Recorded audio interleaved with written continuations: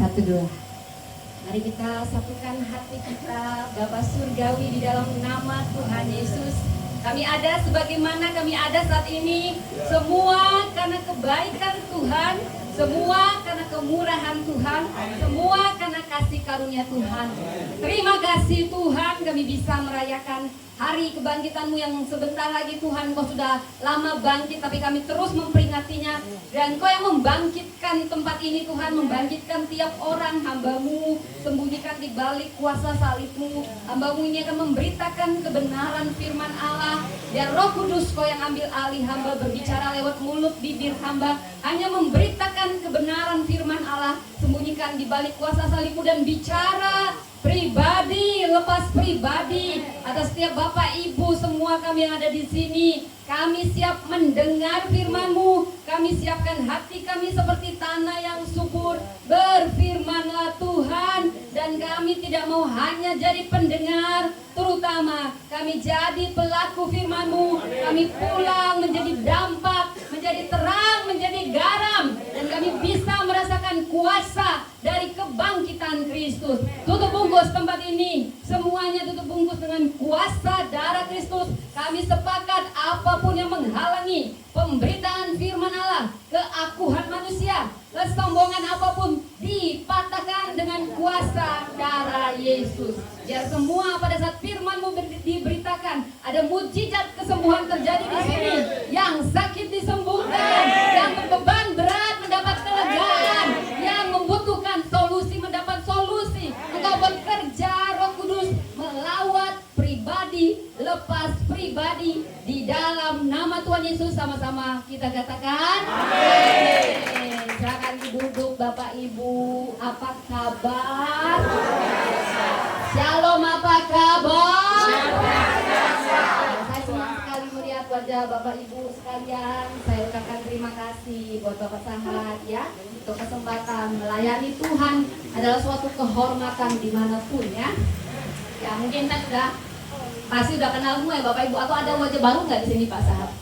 Kayaknya ada sebagian ya. Ada. Iya, kalau saya suami saya, mungkin suami saya di depan aja lah, tapi ya sudah wajah mau di belakang juga nggak apa-apa. Saya selalu bawa biasanya oma, suami, kebetulan suami saya atur, dia jauh dari Afghanistan, dia datang ya Bapak Ibu ya. Dia senang melayani, suami saya ada di sana. Silakan duduk, diri dulu sayang ya. Ya mungkin udah kenal sebagian yang udah lama pasti udah kenal ya. Kita udah lama kenalan sama Pak Sahat ya. Kalau ada acara juga Pak Sahat selalu saya undang. Itu pasca ini tanggal 1 Mei ya Pak Sahat ya, bisa diatur nanti.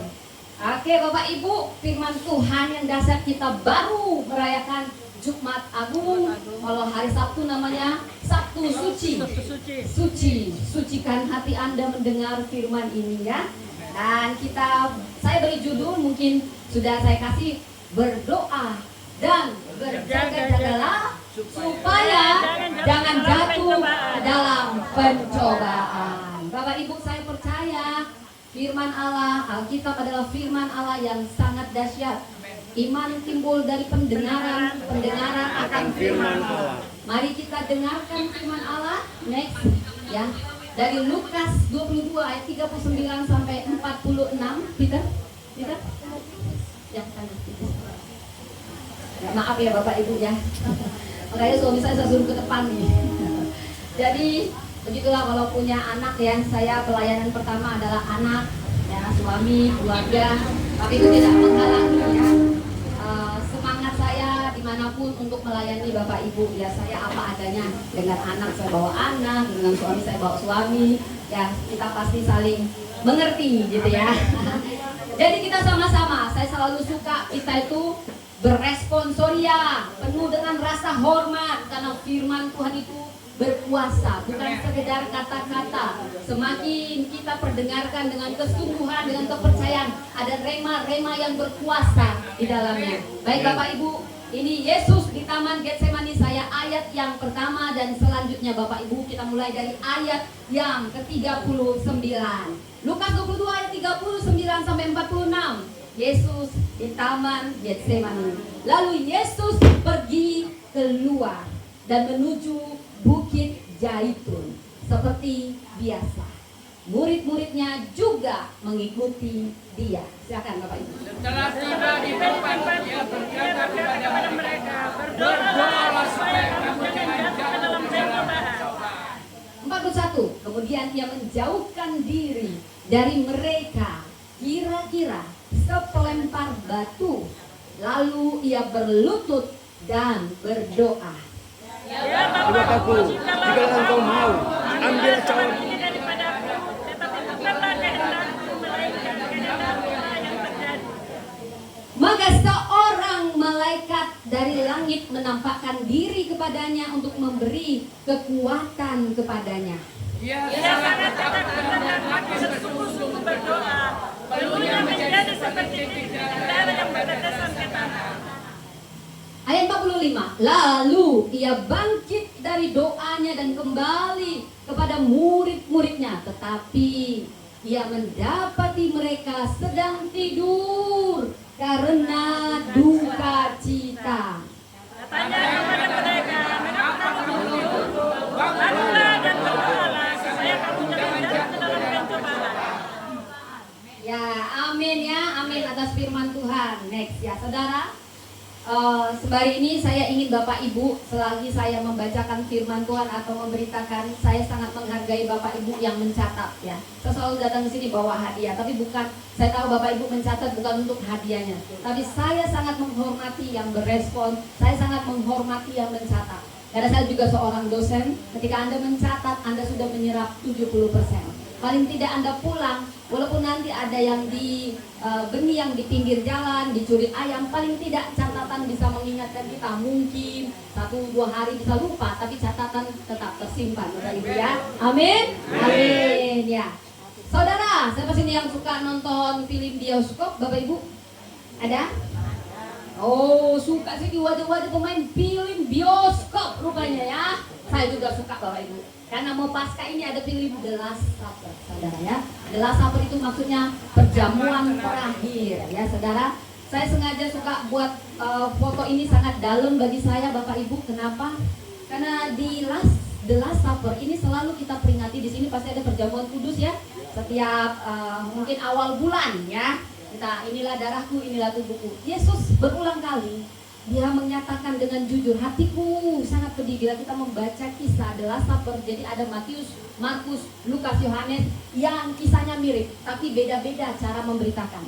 Tapi dari saya baca, namun kita ambil dari kitab Lukas, Yesus sedang mempersiapkan murid-muridnya akan perpisahan jam-jam terakhir. Jadi ini perjamuan terakhir. Yesus datang ke dunia ini Bapak Ibu, dia dalam rupa manusia. 100% manusia dan 100% Allah. Ini yang dunia sampai sekarang gak bisa terima. Kenapa Yesus berdoa kalau dia Tuhan? Dia sujud berdoa sama siapa? Bapak Ibu sebagai orang Kristen harus bisa menjawab Bapak Ibu. Yesus berdoa bukan berarti dia bukan Tuhan, tetapi dia berdoa, dia sedang menunjukkan teladan bagi kita. Hanya Yesus Tuhan yang jadi manusia. Jangan sampai Bapak Ibu tidak bisa jawab kenapa manusia dituhankan, tetapi Bapak Ibu jawab salah.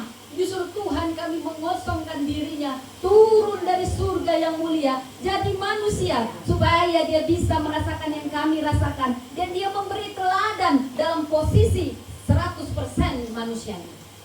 Jadi Tuhan bedanya sama setan. Setan tidak akan tahu ke depan.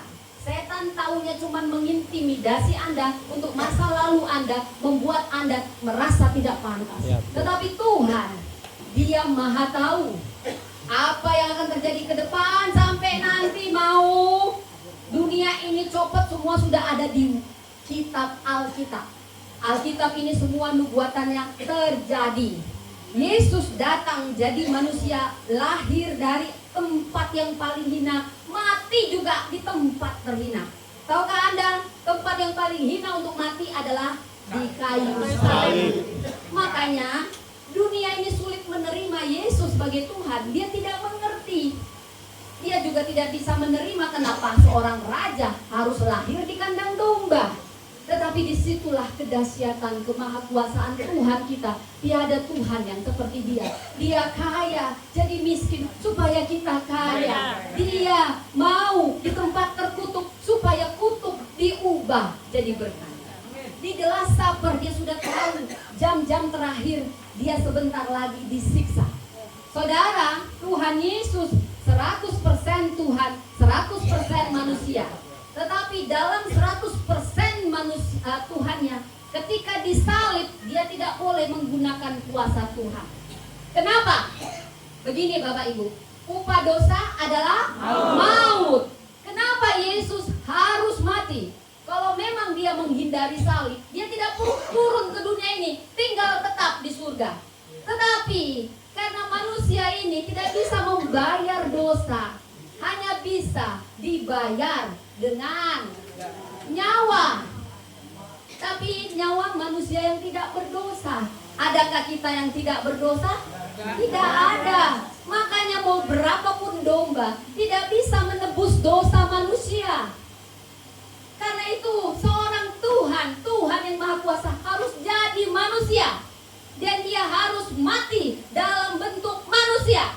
Dan dia harus merasakan apa yang manusia rasakan. Dia bisa gunakan kuasanya. Waktu prajurit Romawi tampar dia, dia juga bisa tampar itu prajurit Romawi naik sampai terbang ke langit ketujuh. Karena dia Tuhan. Tetapi untuk membayar dosa kita, dia tidak boleh menggunakan kuasa ilahinya. Dia singa dari Yehuda, tapi harus berubah jadi anak domba. Saudara, dia sudah tahu semua yang akan menimpa dia. Ketika di Last Supper, dia tahu murid-murid yang akan mengkhianati dia. Dia tahu murid-murid yang akan menyangkal dia. Itu sudah dia tahu, saudara. Kemudian next, Getsemani. Setelah perjamuan malam di Getsemani, inilah sebelum kemenangan disalib. Kemenangan Yesus yang pertama di Getsemani. Kemenangan Yesus yang pertama bukan di kayu salib, Bapak Ibu. Makanya kita merayakan malam Getsemani. Karena di situ adalah malam yang paling menekan. Getsemani berasal dari kata Getsemani, tempat pemerasan minyak. Itu bukan hanya punya makna harfiah, tapi punya makna teologis. Kita semua punya Getsemani kita, saudara. Tapi Yesus sudah memberi kita teladan. Karena dia merasakan apa yang kita rasakan. Yesus pernah merasa sangat takut. Hanya di Getsemani dia begitu takut, Bapak Ibu. Saudara, ada banyak martir orang Kristen. Ketika dibakar, mereka senyum, saudara. Ketika dibunuh, mereka senyum. Kenapa juru selamat? Dia begitu takut. Sampai bila kita membaca, kita balik dari ayat tadi. Dia mengucapkan doa yang sama 3 kali. Peluhnya berubah jadi tetes-tetes darah. Dalam bahasa medisnya, saya orang medis, hematidrosis. Itu stres yang sangat besar. Biasanya kalau manusia itu langka mengalami ini. Biasanya manusia sebelum mengalami ini udah mati bunuh diri. Tapi Yesus melewati ini di malam Getsemani. Dia katakan pada muridnya, "Oh, hatiku, berjaga-jagalah, berdoalah." Saudara, kalau orang seberang bilang, "Kok Tuhannya didoakan? Kok Tuhannya berdoa? Kan dia Tuhan." Bapak Ibu harus bisa membedakan di sini. Dia memang Tuhan, tapi dia 100% manusia. Dia harus mati bukan dengan ilahi, kuasa ilahi, tapi dalam rupa manusia. Dia singa. Dia harus jadi anak domba. Saudara, karena memang tujuan Yesus lahir ke dunia ini untuk mati. Dia Dia yang menyerahkan dirinya disalib, dia yang menyerahkan dirinya dipukuli, dia yang membiarkan dirinya dicoreng-coreng. Karena apa? Misi keselamatan. Darah ganti darah, maut ganti maut, dan hanya Tuhan yang bisa menggantikannya, sehingga dia harus turun dari surga ke dunia. Itu seperti kita punya utang 100 miliar, Bapak Ibu hanya punya uang 10 juta. Gak tahan, gak tarik, gak bisa. Jadi gak ada yang bisa menggantikan selain juru selamat yang harus turun ke dunia ini, mengambil posisi untuk membayar lunas utang dosa. Semuanya diterpakan pada Yesus. Saudara, di Getsemani manusianya sedang diuji karena dia 100% manusia, 100% Allah. Dia tahu dari keilahiannya, dia tahu 2 jam lagi ada prajurit Romawi yang akan datang, pukul dia, tampar dia. 1 jam atau 3 jam lagi ada yang akan meludahi dia, ada yang akan mencambuk dia pakai cambuk plagrum, di mana ujungnya punya jarum ataupun yang tajam sambil mencambik, dagingnya akan keluar. Dia sudah tahu itu. Dalam 100% manusia, 100% Allah di Taman Getsemani, dia bergumul, saya jadi nggak mati ya, saya jadi nggak ya menebus ya. Disinilah tekanan terbesar. Tekanan terbesar bukan di kayu salib, tetapi di Taman Getsemani. Sama seperti minyak, hanya bisa dihasilkan dengan diperas. Getsemani tempat pergumulan. Aku jadi nggak disalib, aku udah tahu, oh, ngeri sekali Tuhan. Aku sudah tahu 2 jam lagi aku ditampari, kulitku dicabuti. Oh Tuhan, 3 jam lagi paku 15 cm akan memukul tanganku. Oh saudara, disitulah dia merasakan depresi sangat tinggi sampai peluhnya berubah jadi titik darah. Karena dia harus minum cawan penderitaan. Saudara, kunci kemenangan kita adalah di Getsemani. Ketika kita mengatakan, Tuhan, bukan kehendakku, tapi kehendak-Mu jadilah. Barulah kekuatan ilahi turun. Yesus kecewa dengan murid-muridnya. Ketika masa krusial, murid-muridnya molor. Pastikan kiri kanan Anda, jangan tidur, jangan molor, jangan seperti murid-murid Yesus. Tidak sanggupkah kau berjaga-jaga 30 menit saja? Pastikan kiri kanan jangan ada yang tidur. Karena para murid tertidur sehingga jatuh dalam pencobaan. Next. Saudara, masing-masing kita punya Getsemani. Getsemani adalah tempat pergumulan. Yesus Getsemaninya sebelum disalib. Tetapi Yusuf Getsemaninya adalah sumur. Anak manja masuk sumur, masuk penjara, difitnah dan ditinggalkan. Dia bisa melawan sama Tuhan. Dia bisa mengambil haknya, tapi dia melepaskan haknya untuk tujuan yang lebih mulia. Getsemani Abraham adalah ketika dia harus mempersembahkan Ishak, anak yang sudah lama dia nantikan. Saudara, apa yang menjadi Getsemani Anda yang saat ini ada, saudara? Next. Getsemani itu bicara pergumulan, itu bicara ketidakadilan, itu bicara tekanan. Anda bisa membalas, tapi Anda sedang ditekan. Mau balas teman Anda yang nggak bayar utang 10.000, atau Anda mau lepaskan utang itu? Wah, kalau 10.000 mah nggak masalah ya, bayar. Yang 10 juta atau 10 miliar, itu sesuatu yang kita bisa buat keputusan dan itu hak kita. Tetapi itu kita ditekan, kita diperas. Mungkin pergumulan Bapak Ibu mengikut Yesus, mau jual Yesus atau tetap setia sama Yesus. Jual Yesus, Anda akan terkenal kaya raya.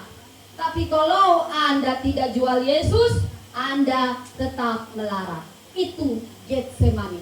Tekanan, mau tetap kerja di sini, sangkal imanmu. Kalau tidak, gajimu hanya segini-begini. Itu Getsemani. Saudara, saya tidak tahu apa yang menjadi Getsemani Anda, pergumulan Anda. Tetapi ada jalan dari Tuhan, cara menang di Getsemani. Seperti Yesus, dia duluan menang di Getsemani. Sampai 3 kali dia mengatakan doa yang sama, padahal dia Tuhan. Karena dia sudah tahu sebentar lagi, 2 jam lagi, dia akan ditangkap. Dia bisa terbang langsung, gak jadi, saya mau terbang aja. Saya kan punya kekuatan, saya loh yang punya dunia ini, saya loh yang ciptakan langit dan bumi, saya loh raja dari segala raja. Gak jadi. Apalagi yang mau diselamatkan manusia-manusia seperti ini, gak jadi. Tapi Yesus, dia sampai peluhnya berubah jadi tetek darah dan dia mengatakan, Bapak, kalau boleh cawan ini, maksudnya cawan apa? Penderitaan.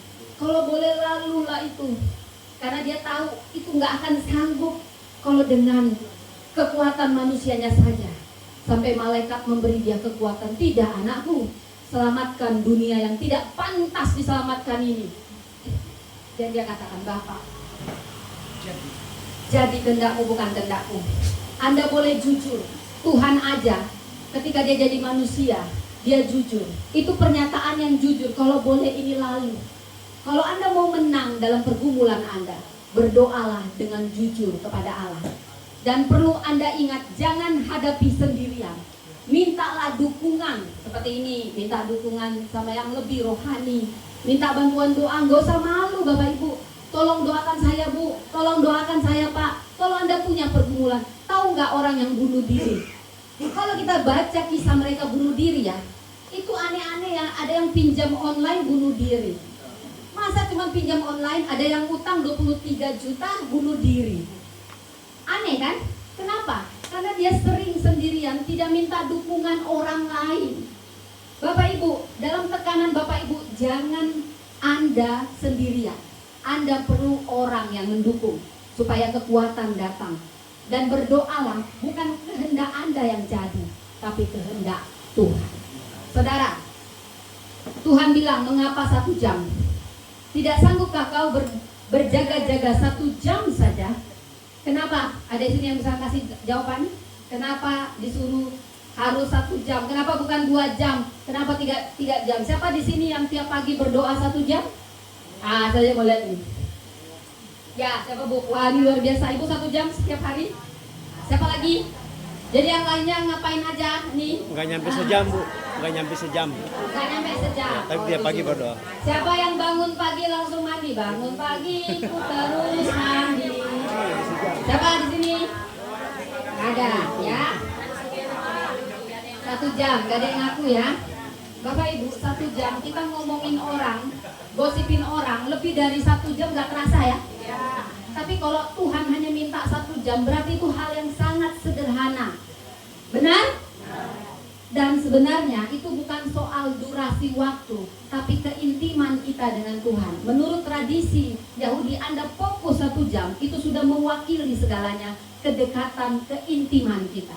Anda memulai hari 1 jam, mungkin 30 menit di pagi hari, atau 30 menit sebelum tidur, Anda sudah menyelamatkan 23 jam. Semua kita diberi waktu berapa jam? 24 jam. Tuhan hanya minta berapa jam? 1 jam. Tapi 1 jam yang Anda beri bisa mengubah 23 jam kehidupan Anda.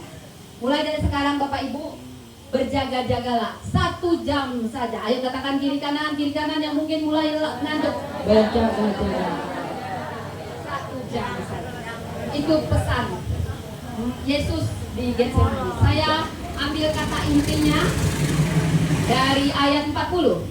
Berdoalah supaya kamu jangan jatuh dalam pencobaan, supaya jangan tergoda berbuat dosa, supaya jangan tergoda meninggalkan Allah. Jadi ada banyak terjemahan Bapak Ibu. Karena roh memang penurut, daging lemah. Kenapa disuruh berdoa Bapak Ibu? Apa maksudnya berdoa? Apa maksudnya jatuh dalam pencobaan? Dicatat. Jatuh dalam pencobaan, bahasa Yunaninya perasmon. Berdoa, pesocomai. Berjaga-jaga, grogero. Kalau dalam bahasa aslinya ini banyak makna, saudara. dalam pencobaan. Apa maksudnya sih jatuh dalam pencobaan, Bapak Ibu? Siapa yang bisa? Apa maksudnya jatuh dalam pencobaan? Mungkin next. Apa maksudnya jatuh dalam pencobaan, Bapak Ibu? Ada yang bisa? Jatuh dalam pencobaan maksudnya Bapak Ibu tidur rohani. Bilang tidur rohani. Tidak siap rohani. Gagal berjaga-jaga. Terjebak. Kenapa kita bisa tidur rohani? Sama kayak fisik. Bapak Ibu bisa tidur juga itu karena lelah, kurang tidur. Ya.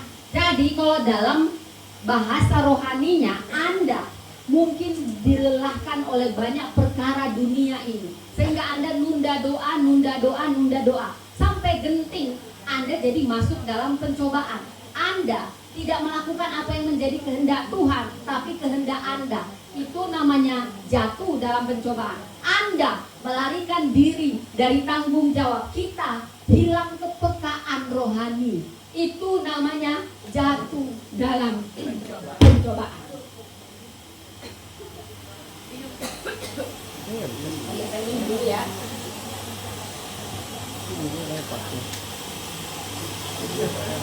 Oke. Kayak kebesaran ini minumnya. Bapak Ibu, murid Yesus jatuh dalam pencobaan. Kenapa Bapak Ibu? Pertama, ya next ya. Jatuh dalam pencobaan, next lagi. Nah ini ya, jatuh dalam pencobaan tidur rohani. Catat ya Bapak Ibu ya. Jatuh dalam pencobaan tidur rohani. Terjebak, tidak siap. Para murid semuanya jatuh dalam pencobaan karena mereka tidak berdoa dan tidak berjaga-jaga. Saudara, bohong Anda nyanyi-nyanyi di sini. Haleluya, haleluya, haleluya. Lalu Anda lompat-lompat. Bohong kalau Anda nggak punya doa. Bisa Anda nggak doa pagi, siang, malam nggak pernah doa, tiba-tiba Anda lompat ke panggung. Haleluya, haleluya. No power. Doa adalah kekuatan kita Bapak Ibu. Jangan berani-berani naik ke mimbar ini tanpa Anda berdoa. Anda akan diserang saudara. Kekuatan kita adalah di doa. Katakan doa. Apa-apa? Doa. Bangun tidur. Doa. Ada doa pribadi. Ada doa dengan suami istri. Ada doa rame-rame. Sambil bekerja Anda berdoa. Jangan sampai lupa. Anda tidak berdoa, Anda tidak bernafas Bapak Ibu. Anda tidak bernafas, Anda mati Bapak Ibu. Walaupun Anda di sini joget-joget begini, tapi Anda tidak berdoa. Itu semuanya bohong Bapak Ibu ya. Jangan pernah Anda lupa dalam berdoa saudara. Saudara, next. Iblis itu diperumpamakan seperti singa yang siap mengaum-ngaum saudara. Mungkin next ya. Singa, sadarlah. Sadar. Anda tidak tahu 5 menit lagi Anda tahu berita-berita sekarang. Ada yang lagi berenang, hore-hore, tiba-tiba gempa, jatuh. Kita lihat sekarang ya. Kayak tisu saudara, tumbang-tumbang semua bangunan. Ya, lihat berita. Wah, mari kita hilang, ya ampun, ini mimpi atau mimpi ke diriku, ya kan? Ini mimpi atau kebenaran gitu ya Bapak Ibu ya. Itu harus membuat kita semakin berjaga-jaga, berdoa. Saudara, ada yang bisa kita kendalikan, ada yang tidak bisa. Pencobaan itu seperti singa, pencobaan dari setan, ujian dari Tuhan. Kadang Tuhan mengizinkan pencobaan, tetapi pencobaan bisa jadi promosi kita atau menjatuhkan kita. Itu tergantung apakah kita berdoa atau tidak berdoa. Saudara, kenapa Petrus bisa menyangkal Yesus? Awalnya bilang, oh Yesus, aku akan selalu mengikutmu. Oh Petrus, kau akan menyangkal aku 3 kali. Oh Tuhan, tidak mungkin aku menyangkal engkau. Tetapi ketika Yesus disesal, dipukulin. Hei, kau kan muridnya. Tidak, aku tidak kenal dia. Hei, kau kan muridnya. Apa yang kau katakan? Hei, kau kan muridnya. Dia menyangkal 3 kali. Kenapa? karena dia tidak berdoa dan berjaga-jaga. Makanya Yesus bilang, tidak sanggupkah kau berdoa dan berjaga-jaga Petrus? Mereka semua tidur karena duka cita. Beda, maaf ya Bapak Ibu, kalau yang rajin doa biasanya laki-laki atau perempuan ya? Perempuan, Bu. Kita bukan membedakan gender, saya mau tanya nih, kalau yang biasanya datang jam doa Pak, laki-laki atau perempuan? Perempuan ya Bapak Ibu ya. Tahukah Anda, ketika Yesus disalibkan, siapa yang paling setia di sekitar Yesus? Para perempuan. Apa yang membedakannya?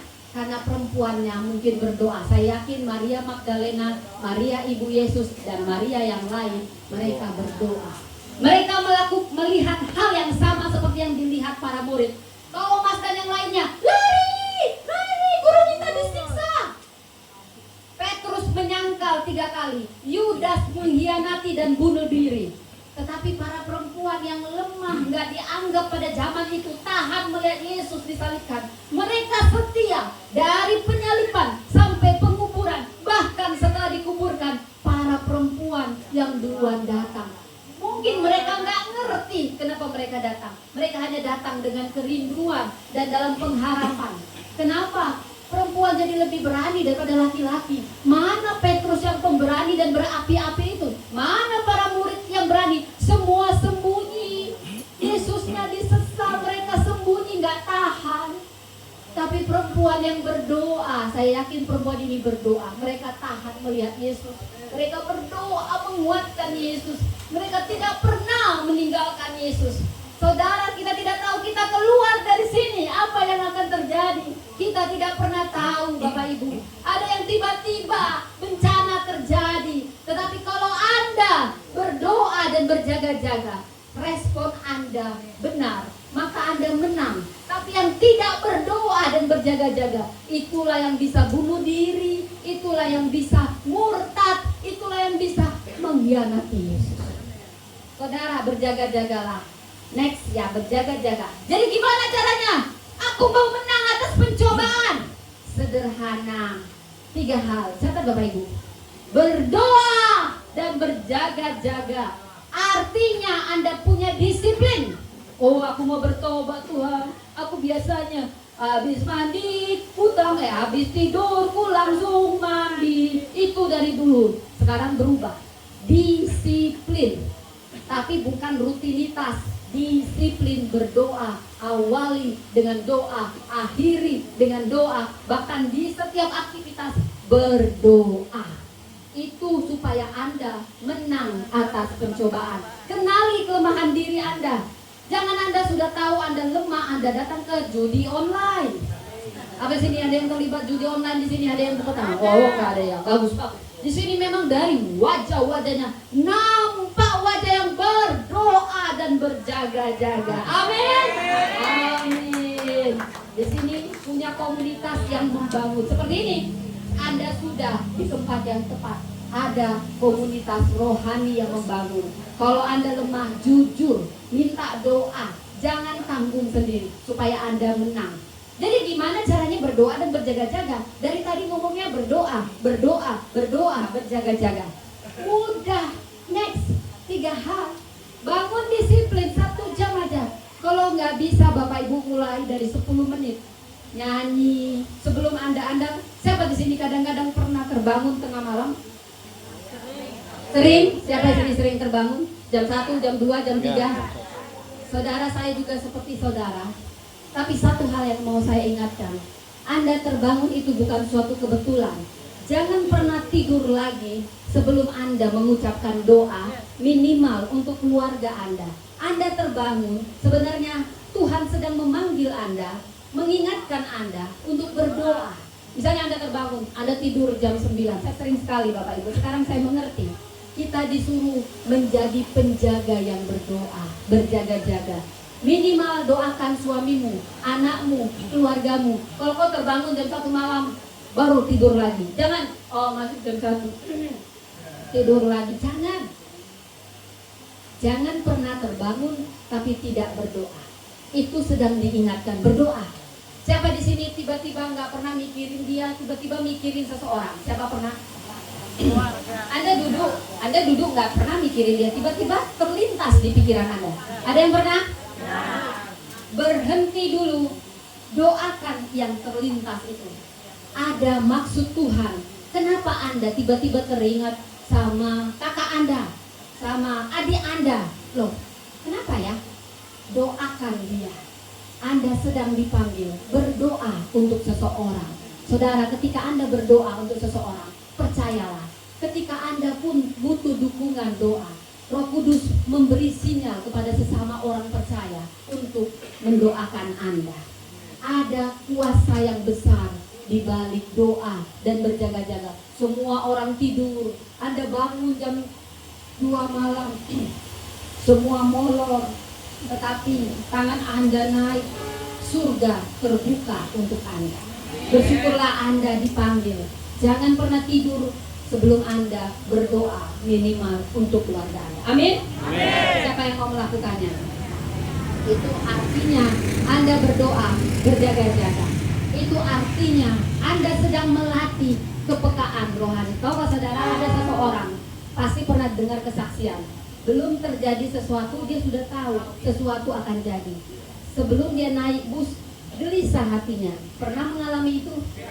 Itu hasil doa. Roh Kudus bicara, sesuatu akan terjadi. Berdoa. Mungkin sesuatu itu tetap terjadi, tetapi Anda tidak jatuh dalam pencobaan. Anda kuat, Anda berespon benar, sehingga justru itu bisa jadi promosi. Makanya Anda nyetir, berdoa. Anda mau masak, berdoa. Orait labora, itu melatih kepekaan. Amin. Siapa yang mau? Siapa yang mau? Dan bangun seperti ini, sistem berjaga-jaga, saudara. Tanda Anda sudah berdoa dan berjaga-jaga. Apa ya buktinya? Jangan Anda ngaku-ngaku, aku sudah berdoa dan berjaga-jaga. Tahukah Anda tandanya apa?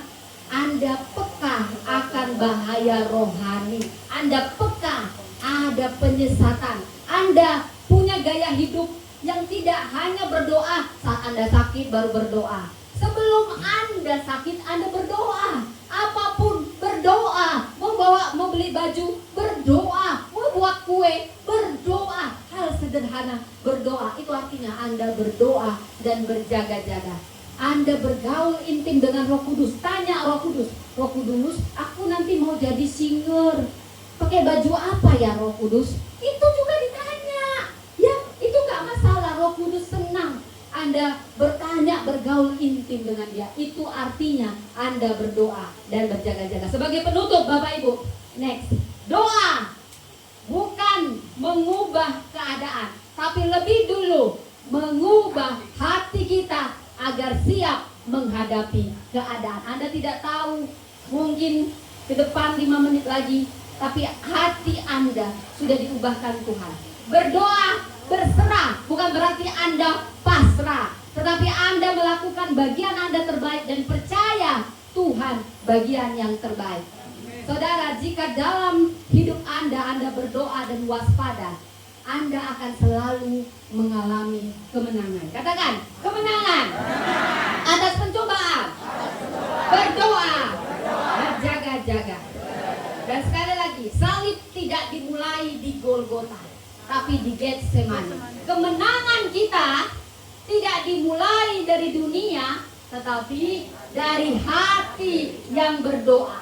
Jangan tunggu pencobaan datang baru berdoa. Berdoalah sekarang berdoa dalam hati Anda, agar saat pencobaan pun datang, kita menang. Katakan, menang. Tepuk tangan dulu buat Tuhan. Saudara, tahukah wanita pendarahan 12 tahun? Dia sudah menang ketika dia berdoa, asalku jamah jubahnya aku sembuh. Dia itu sudah menang di alam roh. Bukan ketika dia sembuh dia menang, tetapi ketika hatinya itu penuh iman dalam doanya, asalku jamah aku pasti sembuh. Lalu dia bertindak dengan iman dan dia sembuh. Tahu Bartimeus yang buta? Dari kecil buta, dia tahu Yesus mau lewat. Lalu dia disuruh, diam Bartimeus, karena Yesus banyak followernya. Bartimeus tahu, asal ku panggil Yesus dan dia jamah, aku pasti sembuh. Dia sudah sembuh di alam roh ketika dia sungguh-sungguh mempercayainya. Dan dia bertindak, dia berteriak, Yesus anak Daud, kasihanilah kami. Yesus anak Daud, apa yang perlu ku perbuat padamu Bartimeus, supaya aku sembuh. Sebenarnya dia sudah sembuh di alam roh ketika dia percaya penuh. Saudara, kita pun sudah menang sebelum pencobaan datang ketika hati kita berdoa berjaga-jaga. Amin. Kasih tepuk tangan buat Tuhan. Mari kita berdoa. Bapa, terima kasih.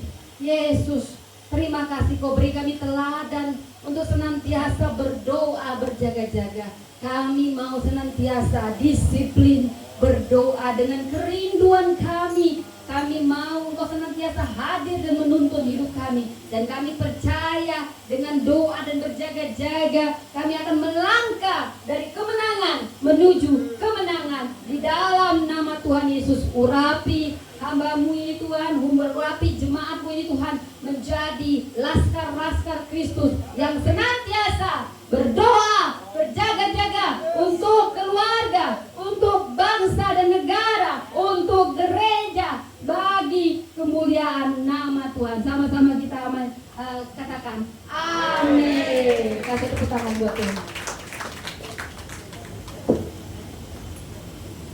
Oh ya, saya boleh kasih ini ya, Bapak Ibu. Nanti saya kasih kadonya, tapi saya mau tahu siapa yang mencatat Bapak Ibu korbannya. Coba dihitung. Nah, coba Bapak Maruli yang nanti melihat bukti catatannya ya. Nanti yang dicatat boleh dipanggil. Semoga kadonya cukup. Kalau nggak cukup, next nanti tanggal 1 Mei saya titipin. Pokoknya siapa yang mencatat saya menghargai. Kasih tepuk tangan, itu artinya berdoa dan berjaga-jaga.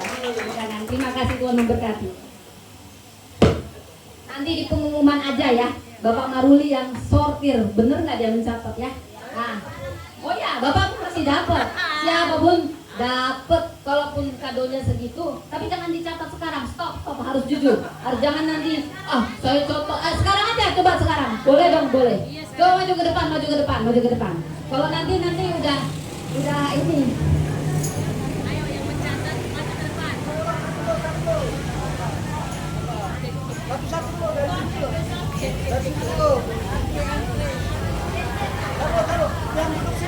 Yang catatannya lengkap beda sama yang catatannya sedikit ya. Makin lengkap makin bagus ya. Tunggu dulu satu-satu. Ya, beres tadi ini dulu ya. Kalau ini nanti ambil. Ini dulu. Duduk.